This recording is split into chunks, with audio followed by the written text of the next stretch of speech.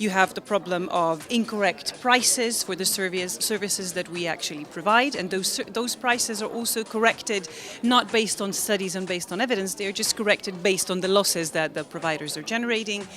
We have waiting lists, which are an increasing problem in this country. So we have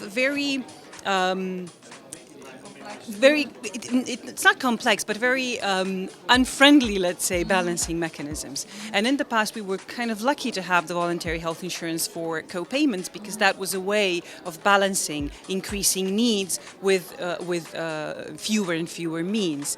So I think for the future, that's the key question. How will we develop that balancing mechanism, and in what way will we combine private and public funds? I think that in Slovenia we want to have more public funds, which is okay, but considering the increases in expenditures, we will have to rely more also on private funds.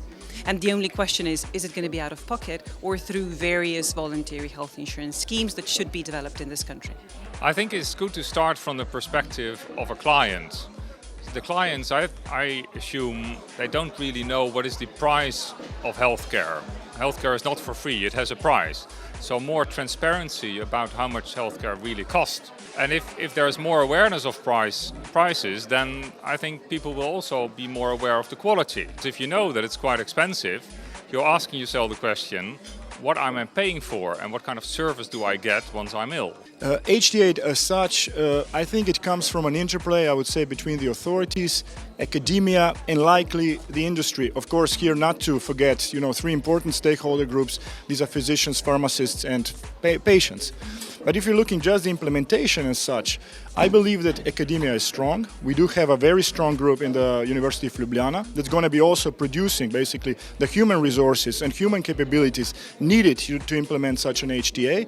And at the same time, then it's also a political decision whether this is going to be a part of the Ministry of Health, National Institute of Public Health, or maybe also within the National House of Insurance. That's also an option. Because only when you have clinical data, when you have epidemiological data, you can evaluate if, let's say, the treatment was successful, what kind of side effects or what the results, what the outcome of this treatment was.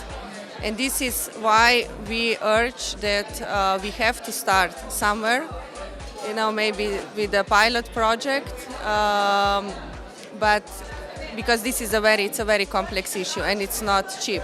We all understand this, and it requires a lot of IT technology and manpower.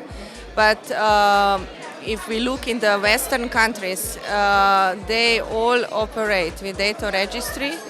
And when Slovenia will be at this level, it will be also possible to compare, what is the health status, what is the quality of health in Slovenia patients with other Western European countries. Well, I think first we need to define values. Do we want to have healthy environment, And we have to connect everything to the, not just to the health, but also to the economy, because health produces wealth. That's a fact, So I think it's a big issue. It's not just, as I said before, it's not just dialogue. It's everybody needs to be involved, And we have to know what do we want from the social security system as a whole, not just the health system, which is only a part of it.